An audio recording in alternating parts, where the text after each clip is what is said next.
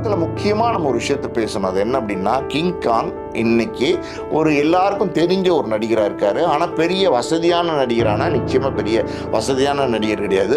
ஆனா அவங்க யாராவது வருவாங்களா அப்படின்னு எதிர்பார்த்தார் கிங்காங்க. சினிமா துறையை பொறுத்த வரைக்கும் கிங்காங் ஏமாற்றம் தான். ஏன்னா யாருமே வரல. விஷால் வந்தாரு, அப்புறம் நாசர் வந்தாரு. 1-2 நடிகர்கள் தான் வந்தாங்களே, விரல் விட்டு எண்ணலாம். 1-2 நடிகர்கள் தான் வந்தாங்களே தவிர அதாவது இது பெரிய விஷயம். கிங்காங்க்கு ஒரு ஸ்டேட்டோட முதலமைச்சர் அவர் மரியாதை கொடுத்து கிங்காங்க மனசுல நினைச்சு போய் வாழ்த்து தெரிவிச்சுட்டு வர்றதுங்கிறது சாதாரணப்பட்ட விஷயம் கிடையாது, பெரிய விஷயம். அதை ஸ்டாலின் ஐயா செஞ்சு முடிச்சிருந்தாங்க. அப்போ ரஜினி சொல்றாரு, நான் நிச்சயமா உங்களை கூப்பிடுறேன் அப்படின்னு சொல்லிட்டு போனை வைக்கிறதுக்கு முன்னாடி, கிங்காங் உங்களுக்கு ஏதாவது பண உதவி வேணும்னா கூச்சப்படாம கேளுங்க, நான் உங்களுக்கு பண்றேன் அப்படிங்கிறாரு. ஆணு வீட்டு திருமணத்துக்கு எல்லாரும் போனாங்க, அப்புறம் ஐஸ்வரி கணேசன் வீட்டு திருமணத்துக்கு எல்லாரும் போனாங்க, நயன்தாரா வீட்டு திருமணத்துக்கு எல்லாரும் போனாங்க, அம்பானி வீட்டு திருமணத்துக்கு எல்லாரும் போனாங்க. இந்த பிரபலங்கள்லாம் என்ன நினைக்கிறாங்கன்னா, எங்க பணம் இருக்கோ, எங்க காசு இருக்கோ, எங்க புகழோட ஒரு ஆட்கள் வாழ்றாங்களோ அங்க போனா போதும்னு நினைக்கிறாங்க. அப்படி கிடையாது. சினிமா விமர்சகர், ஆஸ்கார் மூவிஸ் தயாரிப்பாளர் பாலாஜி பிரபு சார் நம்மளோட இணைஞ்சிருக்கார். வணக்கம் சார். வணக்கம். கிங்காங் அவர்களுடைய திருமணம் நடந்து முடிஞ்சுது. அதுதான் பல பேரும் பேசு பொருளாயிடுச்சு. அதில் சில நடிகர்கள் ஃபோனில் பேசுனதா சொல்கிறாங்க. சில பேர் வரவே இல்லை. இதே ஒரு பெரிய நடிகருடைய திருமணமாக இருந்திருந்தால் இத்தனை பேர் வராமல் இருந்திருப்பாங்கடா. ஏன்னா போஸ்ட் கொடுக்கும்போது மட்டும் பார்த்தீங்கன்னா எல்லாருமே ரொம்ப கம்பீரமாக கொடுத்துருந்தாங்க. ஆனால் யாருமே வரலையே சார். என்னதான் சார் நடந்தது? இல்லை, அதாவது முதல்ல கிங்காங்கை பற்றி பேசுறதுக்கு முன்னாடி கிங்காங் எப்படி சினிமாவுக்கு வந்தார் அப்படிங்கிறத பற்றி நம்ம சொல்லுவோம். அது என்ன அப்படின்னா, தவக்காலைன்னு ஒரு நடிகர் இருந்தார் இல்லையா, அந்த நடிகர் பார்த்தீங்கன்னா முந்தானி முடிச்சு படத்தில் நடிச்சிருந்தார்.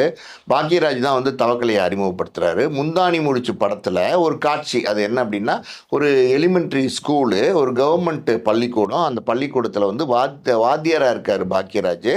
தவக்காலை ஒரு மாணவனாக இருக்கான். ஒரு காக்கி ட்ரௌசர் போட்டு ஒரு வெள்ளை சட்டை போட்டுட்டு அந்த ஸ்கூலுக்கு போவான். தவக்காலை லேட்டாக வருவார். வரும்போது பார்த்தீங்கன்னா அவருடைய அந்த ட்ரௌசருடைய பட்டன் ஒன்று இருக்கும் பார்த்தீங்கன்னா, அந்த பட்டன் பிஞ்சு இருக்கும். அந்த ட்ரௌசரே ஓட்டையாக இருக்கும். அதை பாக்யராஜ் கவனிச்சிருவார். கவனிச்சுட்டு டே இங்கே வாடா அப்படின்னு கூப்பிடுவார். என்னங்க சார் அப்படின்னு கேட்பான் தவக்காலை. பாக்யராஜ் சொல்லுவார், என்னடா இது இப்படி பட்டன் போடாமல் வந்திருக்க, பட்டனை போடுறா அப்படின்வார்.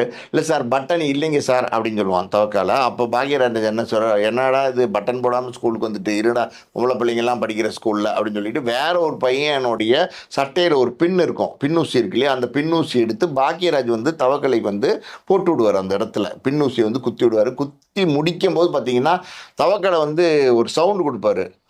அப்படிங்கிற மாதிரி ஒரு சவுண்டு கொடுப்பாரு. அந்த சவுண்டு கேட்டோன்னே பாக்யராஜே ஷாக் ஆயிடுவார். என்னாச்சு அப்படின்னு கேட்பாரு. இல்லை சார் குத்திடுச்சு சார் அப்படின்னா, டேய் ஏதாவது ஒன்று சொல்லி போடா அப்படின்னு. அந்த காட்சி இருக்குது பார்த்தீங்களா, அது பயங்கரமாக பாப்புலர் ஆயிடுச்சு. முந்தானை முடிச்சிலே முருங்கைக்காய் காட்சி ஒன்று, அப்புறம் இந்த காட்சி, 2 காட்சி பயங்கரமாக ஹிட் ஆனதுனால தவக்கலைக்கு பெரிய மார்க்கெட் வந்துருச்சு. எல்லா தயாரிப்பாளர்களும் பார்த்தீங்கன்னா அவங்க அந்த காலத்தில் எடுத்த எல்லா படத்துலையுமே பார்த்தீங்கன்னா தவக்கலையை பயன்படுத்த ஆரம்பிச்சிட்டாங்க. கிட்டத்தட்ட 20-30 படங்கள் முந்தானை முடிச்சு ரிலீஸ் ஆனதுக்கப்புறம் தவக்கலைக்கு கமிட் ஆச்சு. நிறைய படங்களில் தவக்கலை நடித்தார். ஸோ தவக்கலையை பார்த்து தான் கிங்காங் நம்மளும் சினிமாவுக்கு வரலாம் அப்படிங்கிற ஒரு எண்ணம் வந்திருக்கு கிங்காங்க்கு.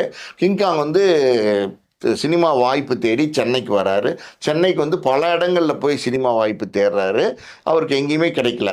ஒரு கலைப்புலி சேகர்னு ஒரு தயாரிப்பாளர் இருந்தார். அந்த ஜமீன்கோட்டை படம்லாம் எடுத்தார். ஜமீன்கோட்டை படம்லாம் எடுத்தார் இல்லையா, அந்த தயாரிப்பாளரை பற்றி சில விஷயங்கள் சொல்லணும் அப்படின்னா, கலைப்புலி தானு, கலைப்புலி சேகர் 2 பேரும் பார்த்தீங்கன்னா ஒரு காலத்தில் பார்ட்னர்ஸாக இருந்தவங்க. அவங்க 2 பேரும் ஒன்றா இருந்து ஒரு சில படங்கள் எடுத்தாங்க. அந்த வகையில் தான் யார் படம், அதான் அர்ஜுன் நடித்தார் பார்த்தீங்களா, அந்த படமெல்லாம் 2 பேரும் ஒன்றா அந்த காலத்தில் எடுத்தாங்க. 2 பேரும் அதுக்கப்புறம் ஒரு பீரியடில் பிரிஞ்சுட்டாங்க. பிரிஞ்சதுக்கப்புறம் பார்த்தீங்கன்னா தானு கலைப்புலி தானுன்னு தனியாக படங்கள் எடுத்துகிட்டு இருந்தார். இவர் கலைப்புலி சேகர்னு தனியாக படங்கள் எடுத்துகிட்டு இருந்தார். கலைப்புலி சேகரனுடைய ஆஃபீஸ்க்கு நம்ம கிங்காங் ஒரு தடவை வாய்ப்பு கேட்டு போகிறாரு. போகும்போது கலைப்புலி சேகரன் கிங்காங்கை பார்த்துட்டு, டேய் நல்லா இருக்கடா, சூப்பராக இருக்கடா, நான் பயன்படுத்துகிறேன்டா உன்னை, நீ கவலைப்படாதா அப்படின்னு சொல்லி என்கரேஜ் பண்ணி அவர் ஒரு படத்தில் கலைப்புலி சேகரன் தான் அறிமுகப்படுத்துகிறார் முதல்ல. அப்போ உன் பேர் என்ன அப்படின்னு கேட்கும்போது, சார் என் பேர் சங்கர் ஏழுமலை சார் அப்படிங்கிறாரு.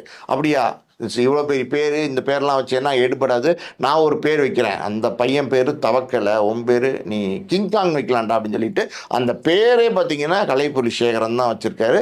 அதுக்கப்புறம் கிங்காங் வந்து சின்ன சின்ன சின்ன சின்ன வேடங்களில் நிறைய படங்கள், அதாவது கிட்டத்தட்ட பார்த்தீங்கன்னா 300 படங்கள் நடிச்சிருக்காரு. எல்லா லாங்குவேஜ்லையும் இல்லை சார், ஹிந்தி எல்லா லாங்குவேஜ்லையுமே ஹிந்தியில் ஷாருக் கான்ல கூட கிங்காங் வந்து படம் நடிச்சிருக்காரு. சென்னை எக்ஸ்பிரஸா மும்பை எக்ஸ்பிரஸ், சென்னை எக்ஸ்பிரஸ் படத்தில் கூட வந்து கிங்காங் நடிச்சிருக்காரு.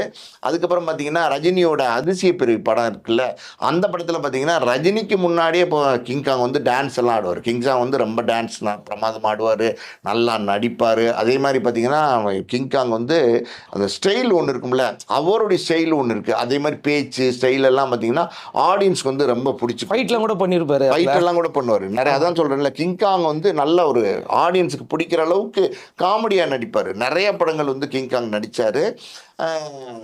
இப்போ இந்த இடத்துல கிங்காங் வந்து ஒரு நல்ல விஷயம் பண்ணார். அது என்ன அப்படின்னா, அவர் வந்து ஒரு கலைக்குழு ஒன்று உருவாக்குனார். அந்த கலைக்குழுவை உருவாக்கி கிராமங்களில் கோயில் இருக்குது பார்த்தீங்களா, அம்மன் கோயில்லாம் இருக்கும்ல, ஒவ்வொரு வருஷம் பார்த்தீங்கன்னா திருவிழாக்கள் நடக்கும். எல்லா நேரங்கள்லையுமே அந்த கோயில்களில் திருவிழாக்கள் நடக்கும்.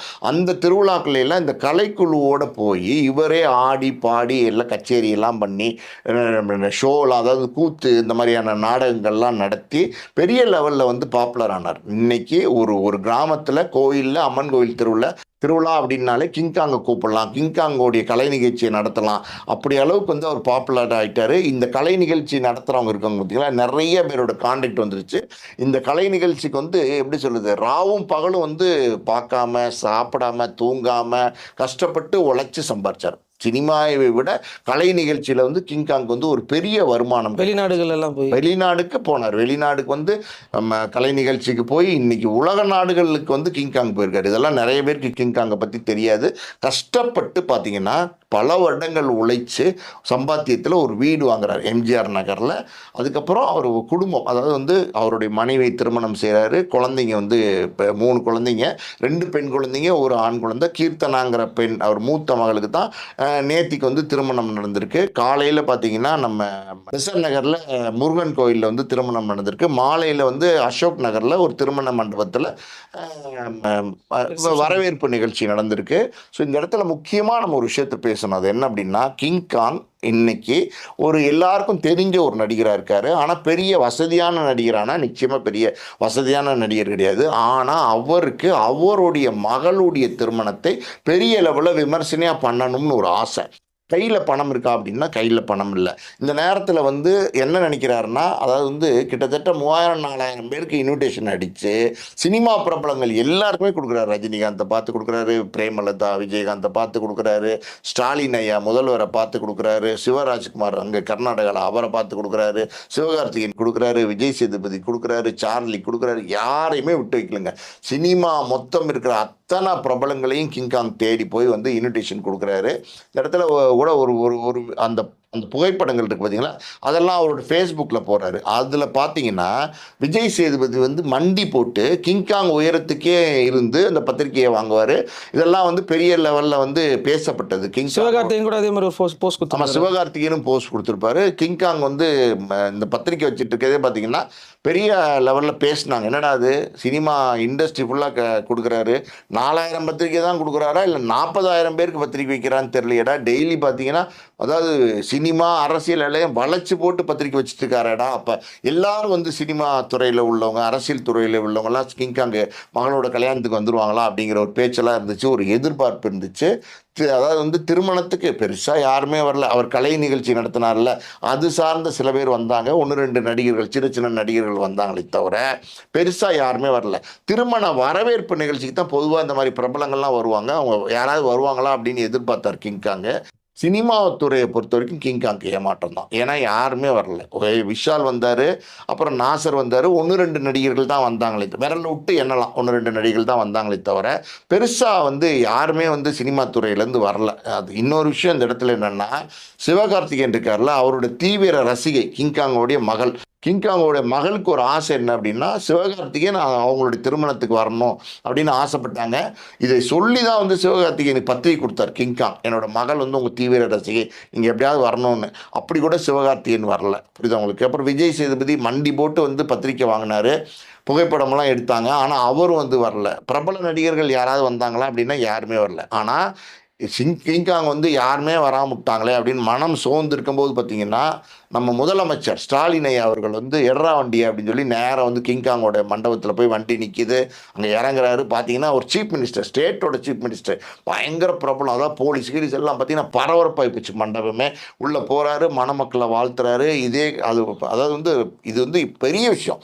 கிங்காங்க்கு வந்து ஒரு ஸ்டேட்டோட முதலமைச்சர் அவர் மரியாதை கொடுத்து கிங்காங்கை மனசில் நினச்சி போய் வாழ்த்து தெரிவிச்சுட்டு வர்றதுங்கிறது சாதாரணப்பட்ட விஷயம் கிடையாது, பெரிய விஷயம். அதை ஸ்டாலின் ஐயா வந்து செஞ்சு முடிச்சிருந்தாங்க. இந்த இடத்துல பார்த்தீங்கன்னா பிரேமலதா விஜயகாந்த் அவங்க வந்து அவங்க வீட்டு திருமணம் மாதிரியே நடத்துனாங்க. திருமாவளவன் வந்திருந்தார், தமிழிசை சவுந்தரராஜன் வந்திருந்தாங்க, இன்னும் பல பிரபலங்கள் வந்து அரசியல் பிரபலங்கள்லாம் வந்திருந்தாங்க. ஜெயக்குமாரில் அவர் வந்தார். வந்தோடனே என்ன தெரியுமா பண்ணார்? ஏய் ஆடாங்க அப்படின்னு சொல்லிட்டு இடுப்பில் தூக்கி வச்சுட்டார் கிங்காங்க. அந்த வீடியோலாம் வந்து வந்திருக்கு, ஃபோட்டோலாம் வந்திருக்கு. இடுப்பில் தூக்கி வச்சுட்டார். பொம்பளைங்க வந்து குழந்தைங்களை வந்து சின்ன ஒரு 4 வயசு 3 வயசு பையனை வந்து இடுப்பில் தூக்கி வைப்பாங்களா, அந்த மாதிரி தூக்கி வச்சுட்டாரு. இதெல்லாம் அங்கே உள்ளவங்கெல்லாம் பார்த்து ரொம்ப சந்தோஷப்பட்டாங்க. அந்த திருமணமே பார்த்திங்கன்னா ரொம்ப பிரமாதமாக நடந்துச்சு. ஒரே ஒரு குறை என்னென்னா, சினிமாவில் இருக்கிற பல பிரபலங்கள் வராமல் விட்டுட்டாங்க. ஆனால் இன்னொரு விஷயம் இருக்குது. என்னென்னா, பத்திரிக்கை கொடுக்கும்போது கிங்காங்க்கு வந்து அவங்களால முடிஞ்ச பண உதவி, அதாவது 5000மோ 10,000மோ அவங்களுக்கு தகுதிக்கு ஏற்ற மாதிரி வந்து கிங்காங்க்கு உதவி பண்ணியிருக்காங்க. நிறைய பேர் உதவி பண்ணியிருக்காங்க. அப்புறம் வந்து பார்த்திங்கன்னா நம்ம சிவகார்த்திகேயன், விஜய் சேதுபதி இவங்கெல்லாம் ஃபோனில் கூப்பிட்டு பேசியிருக்காங்க. இந்த இடத்துல பார்த்திங்கன்னா ரஜினிகாந்தும் கிங்காங்கும் சில மாதங்களுக்கு முன்னாடின்னு நினைக்கிறேன் ஒரு ஃபோனில் பேசின ஒரு உரையாடல் வந்து இப்போ யூடியூப்பில் மறுபடியும் வைரல் ஆகிட்டுருக்கு.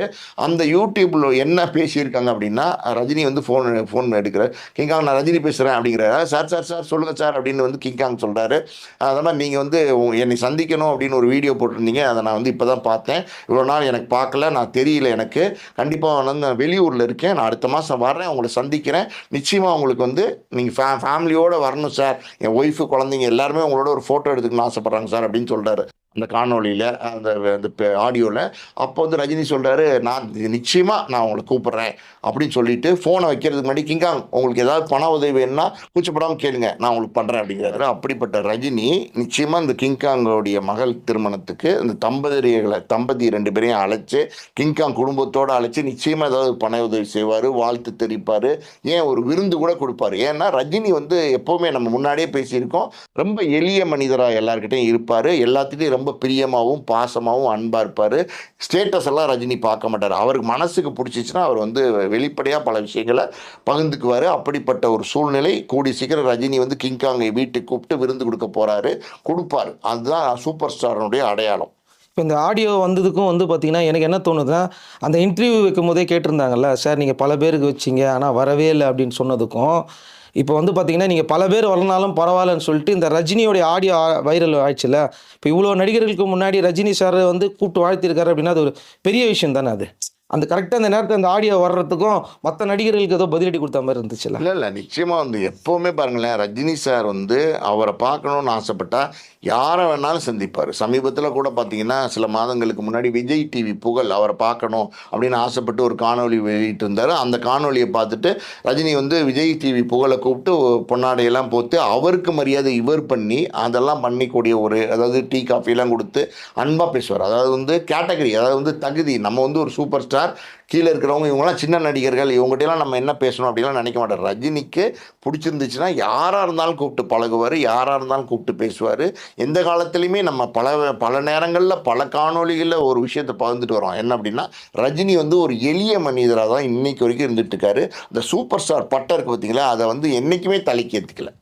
Okay sir. ஸோ இதன் மூலமாக நம்ம ஒரு விஷயம் மட்டும் தெரியுது, இந்த கிங்காங்குடைய திருமணத்தை வச்சே வந்து பல பேர் வந்து இங்கே பல விமர்சனங்கள் ஒரு பக்கம் வந்துக்கிட்டே இருந்தது. எல்லாமே வந்து ஒரு ஃபோட்டோ செஷன் தானா, ரியல் லைஃப்பில் வந்து இவங்க வந்து யாருமே வரமாட்டாங்களா, இன்னொன்று பக்கமும் பேசுகிறாங்க. இதுவே வந்து கொஞ்ச நாளைக்கு முன்னாடி வந்து தயாரிப்பாளர் தானு வீட்டில் நடந்த ப்ரோக்ராமுக்கு எல்லாருமே மிஸ் பண்ணாமல் வந்திருந்தாங்கன்றத அதையும் இப்போ சேர்த்து போடுறாங்கல்ல. ஒருவேளை இவர் தயாரிப்பாளராகவோ இல்லை ஒரு அரசியல்வாதியோ இருந்திருந்தாங்கன்னா இவங்களாம் வராமல் இருந்திருப்பாங்களா அப்படிங்கிற கேள்வியும் வருது இல்லை சார். இல்லை இப்போ தயாரிப்பாளர் தானு வீட்டு திருமணத்துக்கு எல்லாரும் போனாங்க. அப்புறம் ஐஸ்வரி கணேசன் வீட்டு திருமணத்துக்கு எல்லாரும் போனாங்க. நயன்தாரா வீட்டு திருமணத்துக்கு எல்லாரும் போனாங்க. அம்பானி வீட்டு திருமணத்துக்கு எல்லாரும் போனாங்க. இந்த பிரபலங்கள்லாம் என்ன நினைக்கிறாங்கன்னா, எங்கே பணம் இருக்கோ, எங்கே காசு இருக்கோ, எங்கே புகழோட ஒரு ஆட்கள் வாழ்கிறாங்களோ அங்கே போனால் போதும்னு நினைக்கிறாங்க. அப்படி கிடையாது. இந்த மாதிரி சூழ்நிலையில் கிங்காங்கை பொறுத்து நம்ம கிங்காங்கே ஒரு உதாரணமாக எடுத்துப்போம். கிங்காங் வந்து எல்லாருக்கும் போய் பத்திரிகை கொடுத்துருக்காரு. அதாவது வந்து அத்தனை பேருக்கும் பத்திரிகை கொடுக்காரு. யாருக்குமே கொடுக்காத ஆளே இல்லை அப்படின்னு சொல்லலாம். அப்படி இருக்கும்போது இவரை மதித்து, அதாவது கிங்காங்கை மதித்து ஒரு 7-8 பேர், ஒரு 10 பேர் பிரபல நடிகர்கள் இல்லை ஒரு 10-15 பேர் வந்திருந்தாங்கன்னா அதை விட சிறப்பான ஒரு விஷயம் எதுவுமே இருக்காது கிங்காங்க்கு. அப்படி ஒரு சிறப்பை வந்து கிங்காங்க்கு கொடுக்க இவங்க தவறிட்டாங்க. பெரிய பெரிய பணம் உள்ள ஆளுமைகளான ஆளுங்களுடைய திருமணத்துக்கு மட்டும்தான் இவங்க போகிறாங்களே தவிர, இந்த மாதிரி வந்து பணம் இல்லாத ஒரு எளிய மனிதன் திருமணத்துக்கு வந்து இவங்க போக மறுக்கிறாங்க. இது வந்து இனிமையாவது அவங்க திருத்திட்டு கிங்காங் மாதிரியா அன்போடு கூப்பிட்றாரு பாருங்களேன். அவருக்கு வந்து நீங்கள் பணம், காசு, பொண்ணு, பொருள் எதுவுமே கொடுக்க வேண்டாம், அன்போடு கூப்பிட்றாருல. அந்த அன்புக்கு நீங்கள் போய் கட்டுப்பட்டு அங்கே நின்னீங்கன்னா அதை விட சிறப்பு எதுவுமே இருக்காது. இது கிங்காங்க்கு மட்டும் புகழ சேர்க்காது. இது இந்த காணொளி, இந்த ஃபோட்டோலாம் இன்னைக்கு வெளியில் சோஷியல் மீடியாவில் வந்துச்சுன்னா உங்களுக்கும் உங்களோட உயரம், உங்களுடைய மரியாதை மேலும் உயர்த்தும். Okay sir. மற்ற நடிகர்களுடைய ஆசீர்வாதம் இருக்குதோ இல்லையோ, இப்போ இவர் கொடுத்த இன்டர்வியூவை பார்த்து இன்றைக்கி வந்து பார்த்திங்கன்னா அது பல லட்சம் வியூஸ் போயிடுச்சு. அதில் பல ஆயிரம் பேர் வந்து பார்த்திங்கன்னா பல ரசிகர்கள் வந்து அவங்க குடும்பத்துக்கு அவங்க வாழ்த்து கிடச்சிருச்சு. ரசிகர்களுடைய வாழ்த்து, இவங்க நடிகர்களோட வாழ்த்து கிடைச்சதோ இல்லையோ, இன்றைக்கி தமிழ்நாட்டு மக்களுடைய பல பேருடைய வாழ்த்து கிடைச்சிது. அதுவே எனக்கு தெரிஞ்ச பெரிய விஷயமா நான் நினைக்கிறேன் சார். நிச்சயமாக அது வந்து, அதாவது வந்து பல தமிழ்நாட்டு மக்கள் எல்லாருமே வந்து இன்றைக்கி வந்து கிங்காங் வந்து சாதாரணமான ஒரு நடிகர் இவ்வளோ சிறப்பாக மகளோட திருமணத்தை நடத்தி முடிச்சிட்டாரேன்னு ரொம்ப சந்தோஷப்பட்டிருக்காங்க. அந்த தம்பதிக்கு வாழ்த்துக்களும் சொல்லிட்டு இருக்காங்க. எல்லாருமே வந்து மனசார வாழ்த்துறதுன்னு ஒன்று இருக்குது பார்த்தீங்களா, அதை வந்து எல்லாருமே தமிழ்நாட்டு மக்கள் வாழ்த்திட்டு இருக்காங்க. கிங்காங்கை பொறுத்த வரைக்கும் அவர் வந்து ஒரு சாதாரண மனிதர். அவர் வந்து ஆசை தகப்பன் அந்த மகளுடைய திருமணத்தை சிறப்பாக நடத்தணும் அப்படின்னு நினச்சாரு. அதே மாதிரி அவர் ஆசைப்பட்ட மாதிரி சிறப்பாக நடத்திட்டாரு. இன்னொரு விஷயமும் சொல்கிறாங்க, அதாவது எம்ஜிஆர் நகரில் ஒரு வீடு வாங்கி வச்சுருக்காரு.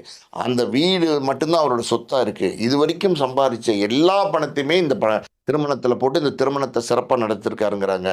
ஒரு எளிய மனிதராக இருக்கக்கூடியவர் இவரும் பிரம்மாண்டமாக அவருடைய மகளை திருமணத்தை நடத்தி இன்னைக்கு எல்லாரும் வந்து அதை பற்றி பேசுகிற மாதிரி பண்ணிட்டார். பார்த்தீங்களா, அங்கே நிற்கிறார் கிங்காங்.